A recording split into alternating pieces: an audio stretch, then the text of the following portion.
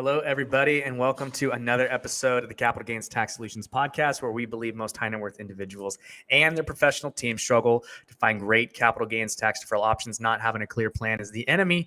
Using a proven tax deferral strategy, such as the deferred sales trust, is the best way to exit highly appreciated assets tax deferred, so you create, preserve, and grow your wealth. I'm your co-host, Pearson York, filling in for Brett Schwartz, and each episode I'm joined by some of the best wealth, business, real estate, and leadership individuals in the world to share ideas, deal stories, and inspirations, so together we can make complex tax deferral strategies simple and passive income plans achievable. As always, we're streaming on expertcresecrets.com, Capital Gains Tax Solutions YouTube channel, Kingdom Luxury Realty Facebook channel, and so go please rate, review, subscribe, like, comment, share, repost, all those fun things that we do for the algorithms nowadays. And I'm super excited about our next guest. He's a guru and of SaaS models. He's got a diverse background in all different types of business and medicine, and so we are going to pick up a ton of value from him on just the ecosystem of B2B, and he's going to be a fantastic guest. So, Anthony Nitsos, how you doing? I'm doing great. With setting the bar that high, I better make sure that I perform, right?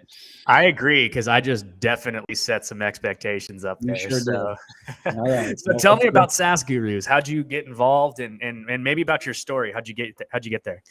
So if we go way back on the time machine here, I actually started off as a medical student back a long time ago, and quickly realized that was not for me.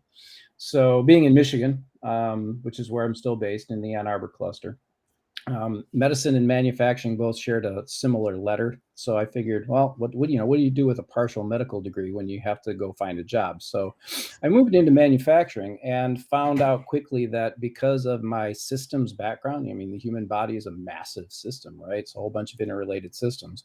It was easy for me to walk into a manufacturing company and quickly grasp what was happening, and not just that, what was going wrong. So it was very quickly put into process reengineering and optimization and efficiency type of tasks and types of projects. And it was really very easy for me to do those, because I go back to the original training: find the root cause, don't treat the symptom. And that's just as relevant to business as it is to the human body. From there, I did that for a while, and then this was just before I don't know if you recall, there was this thing called Y2K. And in the year 2000, everybody thought their software is going to blow up because they didn't have dates coded correctly. So there was this big push to get ERP systems, enterprise resource planning systems, into place. And so I had already been working on getting accounting chops, because in manufacturing, it was pretty clear the guys that were in charge of the money were the ones that were making a lot of it. And it also gave you a tremendous amount of insight into the organization. I look upon accounting as like the electron microscope of business, because you can really dive deep into and understand what's going on inside of the organization. And so with that background, the ERP guys found me and said, hey, we want you to come and do ERP implementations. And so I did that for several years, leading up to Y2K. And then Y2K happened and nothing happened. And everybody had their ERP systems and they were going great, but there were no new sales because everybody had bought their ERP system. So our entire team was starting to get cut left, right, and center. And I got the call 2 days before Thanksgiving to say, hey, your services are no longer going to be needed after the end of the year. I'm like, thank you, Merry Christmas, for giving that to me before the holidays. Yeah. So what do? I went out, I found a job. I happened to find a job that was with a company that had just been acquired by the Japanese manufacturing company. U.S. manufacturing company had just been acquired by the Japanese. I happened to speak Japanese. I had studied over there for a while, and had gotten my chops up, and I knew the culture pretty well. And they liked that, and the fact that I had the ERP background, and they were going to scale. They said, look, we have contracts that we're going to grow 10 times our current revenue in the next 3 years. We need somebody to come in and set up all the back office systems and make sure that we don't, fumble on our own, 1 yard line. So my mission was to come in. That was my first job as an accountant. I'd never had a job as an accountant before. I was a controller of a Japanese company, starting day one, going, what does a controller do? So learned really fast what that was all about. But within the Japanese organization, everything is about customers and quality. We all know this, right? Because we've heard the stories well enough. And so I got deeply into the figuring out how to scale an organization as efficiently as possible because I was told point blank, you are not allowed to add headcount to the back office when you do this. We're going to grow 10 times and you're going to have to keep your team of 3 in the back office. That's all you're going to get. So I said, all right, I will take that challenge on if I have complete responsibility and total control of every electron and piece of data in the organization that doesn't run a manufacturing site. And they said, okay, it's yours. So I did it. Within a year, we had put in an ERP system. Back then, state of the art was barcodes and scans and EDI. We had everything automated so that when we reached 50 million in recurring revenue, I had the same 3 people. All the financial reports were coming to us. We had everything dialed in. I had very little to actually do. So, Wow. next job. What do you do? Well, accounting was fun. ERP was fun. Manufacturing was fun. Medicine wasn't so fun.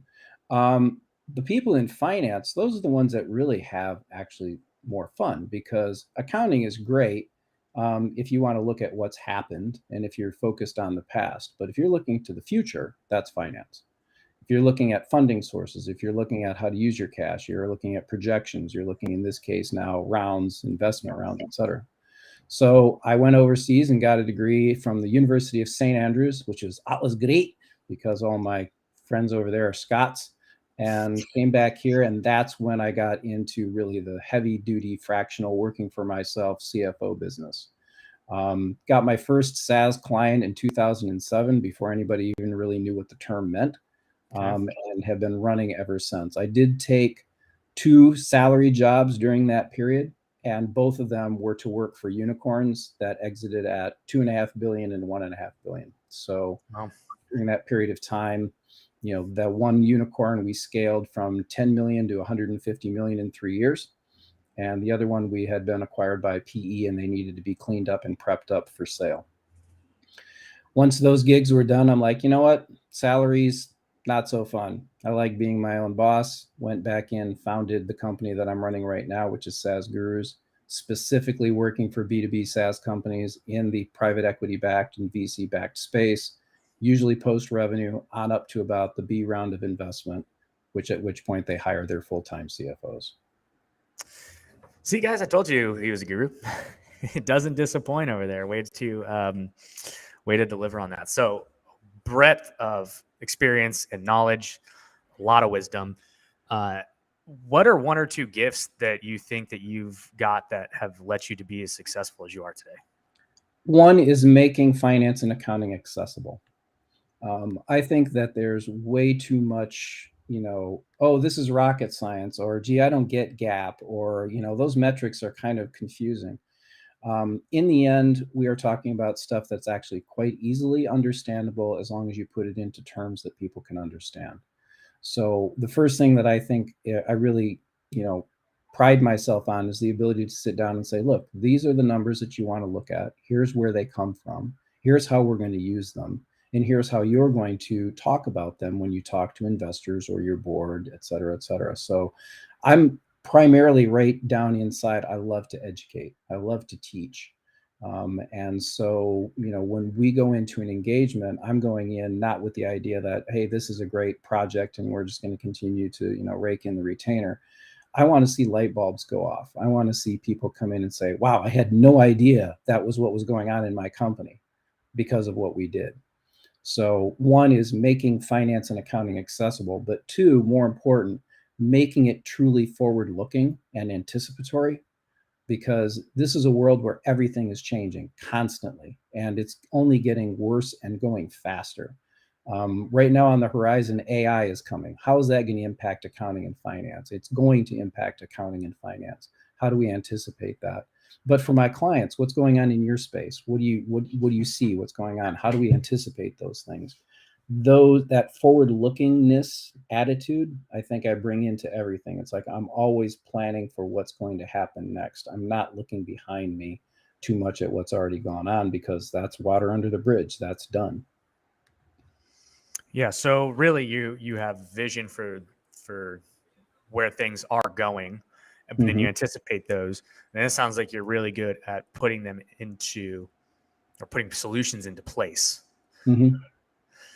There's a book called Rocket Fuel by Gino Wickman, and he talks about the visionary and the implementer. It sounds like really, you are an implementer, somebody who can actually get in there and actually implement the system to make things happen. You're the one who actually really brings the visions to life behind the scenes. Is that I call myself the strategic enabler. Right. You have an idea, you have a company. What you don't need to be doing is choking on your own success or having stuff get in your way. Right. If you're a CEO of a SaaS company, there are two things that you need to be focused on: sales and cash. That's it. Right. It's all about recurring revenue, ARR, annual recurring revenue. It's like, how much recurring revenue do we have? How fast is it growing? That's absolutely number one. That's what most of your valuation is going to be based on, bar none. Number two, you cannot spend net income. I don't care what your GAAP financial statements say. Do you have the cash to run the company and pay your payroll and pay your vendors? That is by far the most important thing. Do we have enough cash to get to the next round? And from there, do we have enough cash to get to the next round? So one of the things that I find, which is kind of frustrating for me, is when I come into a company, usually we have to clean things up because somebody has been in there and they've been doing some good job on the books, but it's not helping the company run. It's not giving the CEO, the founder, and the executive team what they need to actually run the company. And that's why forward-looking financial statements, especially the cash forecast, is something that we really focus on and really train our CEOs and founder clients to really focus on with us. Is like, look, you don't want to run out of gas in the middle of the desert, right? You need to get through the desert to the other side so that you can collect either the paycheck for your exit or the next round so that you can grow even faster.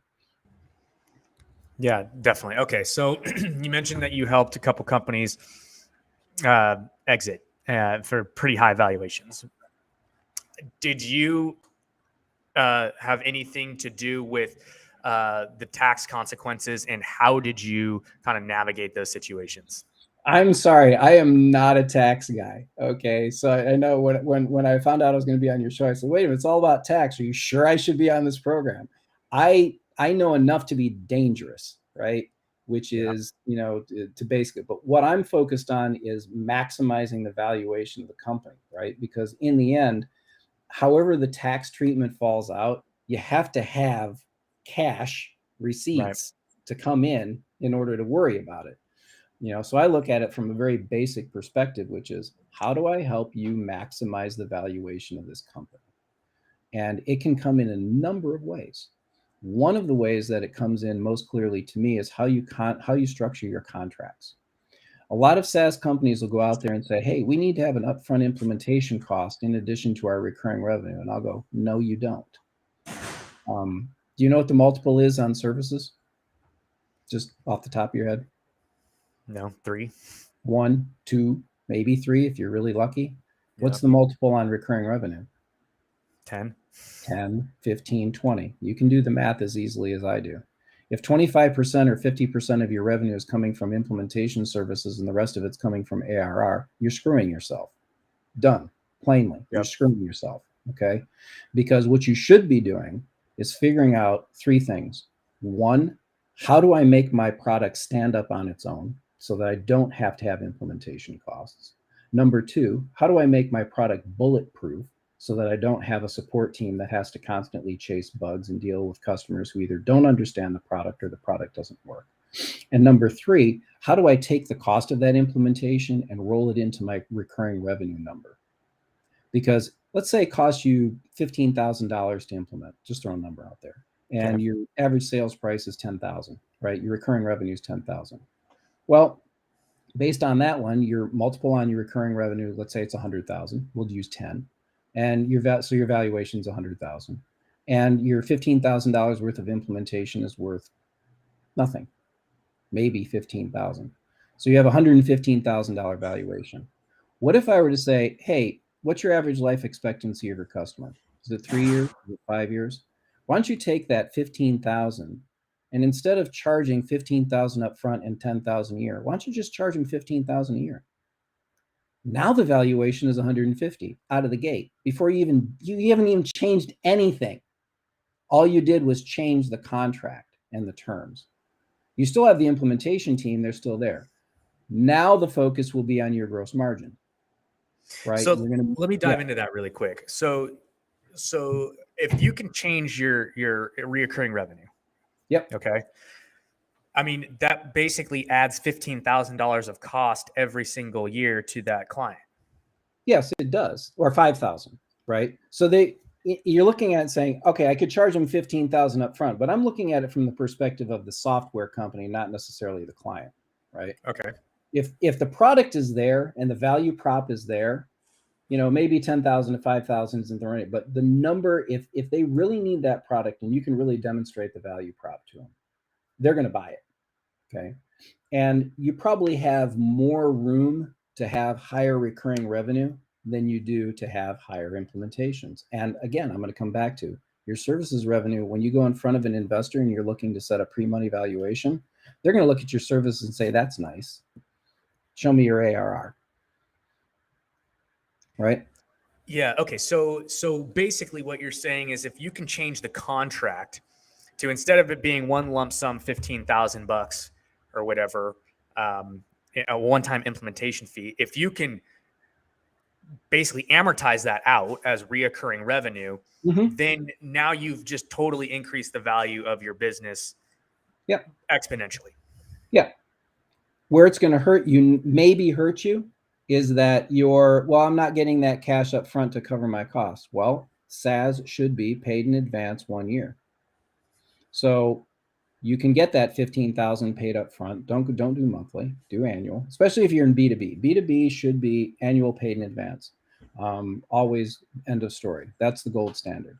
So I look at it and say, and this is, we're going to go in and we're going to work this into the cash forecast, right? Because the first thing I'm going to take a look at is, all right, can you actually afford to do this cash wise? I don't want to do something that's stupid. But at the same time, I'm going to push to say, look, you need to get away from these big upfront fees and charge recurring revenue, because exactly what you just did. Amortize it over the expected life of the customer, or maybe amortize it over the first 3 years. Pick an amortization period that makes sense. Right. But build it into your ARR. Right. And you will increase the value of your company just with that simple change. I have done this with, I don't know how many clients I've lost track of. And because they're like, oh, we got to do this. I'm like, no, you don't. This is what you have to do. And once I explain it to him and show him to him, and it's, again, this is not rocket science, right? It's just like, look, here it is. Simple. 10 times this, 1 times that. Which one do you want to have more of? Yeah. No, that makes a lot of sense.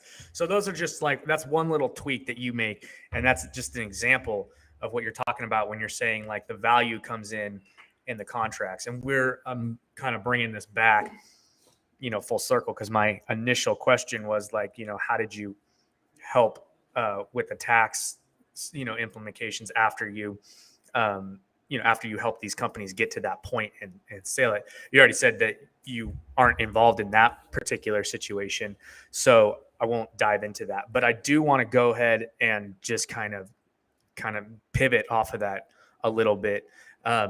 When you are looking to do a liquidation, right? Are these conversations that you're having with people up front, or how are you guys in this restructuring or this contract structuring? That's something that you're doing before you're even considering selling, right? Yeah. Yeah. There are a lot of things that I'm prepping my clients for. Okay. Everybody, let's face it, most of the time, I'm not going to say all the time, maybe 80% of the time, my clients are looking for an exit, right? Okay. They're not building this company as a lifestyle income. They're not looking at it as their job for the next 10 years. They're saying, I want to grow this and then I want to exit and get a paycheck. Great. Awesome. How do we make that paycheck as big as possible? There are really a few ways in which the CFO can come in and add value. And that's really the role of the CFO, is to add valuation to the companies, to increase the company's valuation. If the CFO is not doing that, they're not a CFO, in my opinion. It's like you go to a doctor to get cured or get treated. You don't go to the doctor to have them keep you coming back over and over and over again, right? Those are not That's not what you want. You want a doctor to fix you. When I blew my ACL out, I said, I want a new one. Okay. I didn't say I want to go on crutches for the rest of my life and have to take painkillers. Right. So Right. when I go in, I say, look, you want an exit. When do you want an exit? At what valuation do you want to exit at? Right. It's like some people they're fine with 10 million. Other people, they want $1 billion. Right. It just really depends on their personality and their goals and their personal desires. Whatever that is, we then go in and say, okay, how do I maximize that? One, maximizing ARR. Number one, are we getting every single dollar of ARR that we can get? Number two, is your retention and renewal team up to snuff? Because it doesn't matter how fast your ARR is growing if you're losing it out the back end because you're not keeping customers. And this is something that a lot of companies don't think about right up front. It's like, look, what's your renewal process look like? What is what I call the retention and renewal? How do you retain the customer? How do you nurture them so that they don't even think about going somewhere else? Right. Right. So getting them feeling loved, feeling them contacted, giving them content, giving them useful cases, whatever it is that you're in. How do you make sure that you're nurturing that client, not just from the time that you get them in the door, but for their entire life? Most life expectancy in SaaS is usually around 3 years. Most of my clients are achieving 5 to 8. And they're doing it because they're listening about, hey, we really need to retain those customers because the hard part's getting them in the door. It's easy to keep them once they're there if you do it right. Right. How many times have you gotten into a service organization or whatnot and they just treated you like crap? Okay. Once you were in there, it's like, yeah, I got your money. So now the first opportunity you can find a bolt, you're gone. Okay. Right. You don't want that happening. You want those customers to love you. Not only, you don't want satisfied customers, you want delighted customers. A satisfied customer doesn't go out and evangelize about you. A delighted customer will go out and brag to everybody that they know. Hey, look at this great company I have, right? Now your word of mouth grows. So there's a lot of value in protecting what's called NRR, net retained revenue or net recurring revenue, which is the revenue off of your existing customer base. Are you keeping them in the door and are you growing them? That's a key metric that you're going to be having to present when you're exiting. It's not just your ARR, it's also what's now being called NRR. We used to call it net dollar retention, but now it's called net retained revenue or whatever you want to call it. Interesting. Okay. So that's another way. And if I may, Yeah. there's a third level. Sure. We need to understand exactly where all the costs in the organization are going and what they're being spent on, and that there's no waste. This now is going to put on my Japanese hat, right? The masters of efficiency. Every little single piece of manufacturing scrap is considered a mortal sin, right? You want no scrap. You want nothing left on the manufacturing floor. The same thing applies in SaaS. I don't care. You want to make sure that every dollar that's going into your organization is being spent exactly where it needs to be spent. I can't tell you how many times I go in and the first thing we do is we clean up the accounting system. We put a budget together and they're like, oh crap, I had no idea we were spending so much on that. Oh yeah, well, let's figure out a way to spend less on that. So the CFO adds value in terms of making sure your contracts are structured properly, making sure that your net retained revenue is protected. But more important, but just as important is, are you keeping the cash in the door that you got and not wasting it? Because that efficiency also will help impress you in front of your investors. Say, oh, these guys are really capital efficient. And there's a metric out there, it's called capital efficiency. How many millions of dollars did it take you to get to $1 million in ARR?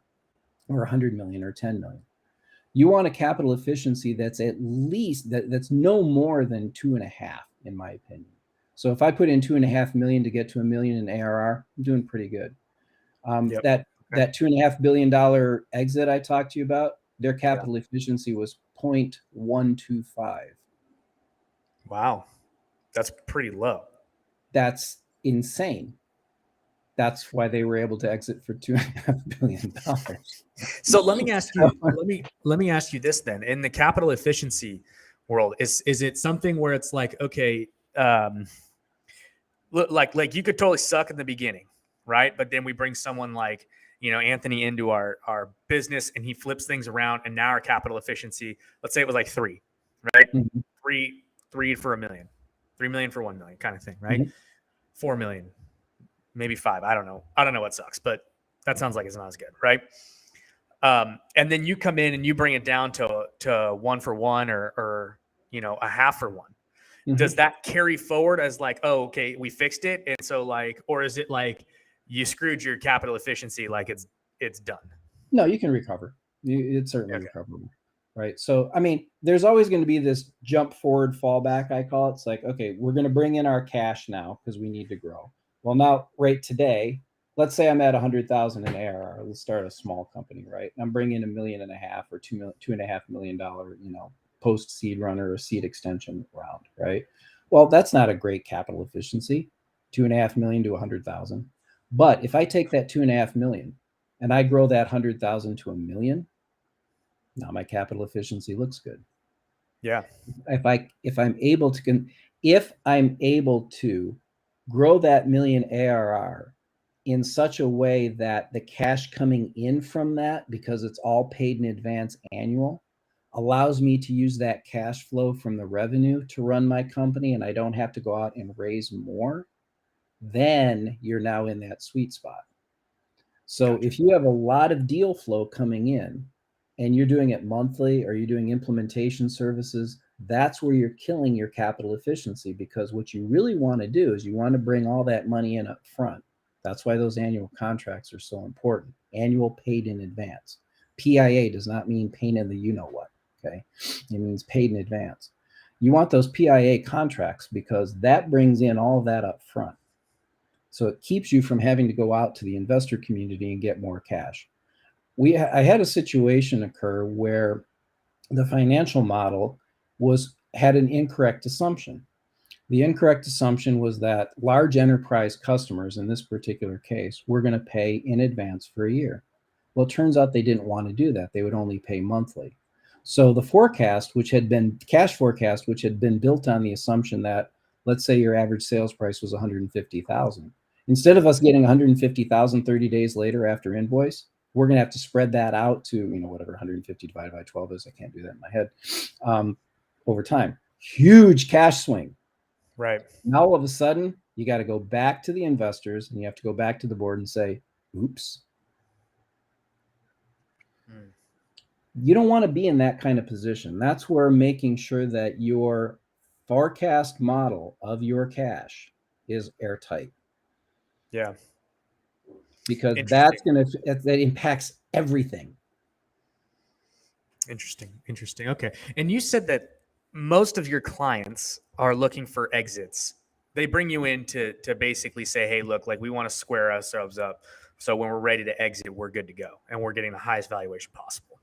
Yeah. It could be 2 or 3 years down the line. Very rarely do they bring me in to say, hey, we're going to exit in 6 months or we're preparing. I do have a few that want somebody to come in and clean things up and make sure they're ready for, an exit in a year and a half. But you have to get to a certain revenue level, which means that your go-to-market strategy has to be solid. Yeah, and absolutely. that you have a clear sales plan. This is the other place where a lot of companies fall down flat on their faces. Like, yeah, we're going to go to 2.5 million. Okay, how are you going to get there? Tell me exactly how you're going to get there. Who's your ideal customer profile? Where are their watering holes? What do they like to hear? How are you going to get them? Once you get them in, the door, how are you going to bag them? And then how are you going to keep them? Until you figure that particular DNA sequence out, it's all wishful thinking. Interesting. Okay. So I want to share something with you since I got you on here, and since you have a lot of companies that are exiting and whatnot. It is a little tax trick, but I think you might find it valuable. So one of the things that we do out here at Capital Gains Tax Solutions is we help companies defer capital gains tax. It works for real estate, of course, but it also works for businesses. It works for stock. It works for crypto. It works for highly appreciated art. It doesn't matter. And what's unique about it is, I don't know if you've ever done a 1031 exchange or anything like that, but I know what it is. Yeah. So with a 1031, there's some problems with it. Number one, you can't do it if you're a business. It's only really for real estate. And you have 45 days to identify, and you got to go back into real estate. Well, with this, you can sell a property or a business or a stock or whatever, and you can diversify. You can defer all the tax, and you can go in and out of different investments on your timing when it makes sense to you. So these companies that, have these, $1 billion exits, right? Their tax bills are really high, a couple, 200 million sometimes, on certain sales and whatnot. But with this, since you've got these planning kind of going in like so early, then you might be able to offer that as like, hey, all of this is really good to get a super high evaluation, but like you've been talking about, right? How do you keep what you sold, right? Instead of giving 20 to 30%, 40% to the government. So there's it's a unique strategy, and you guys can learn more about that strategy by going to capitalgainstaxsolutions.com. And we have a mastermind every Friday at 10 a.m. Pacific, 1 p.m. Eastern.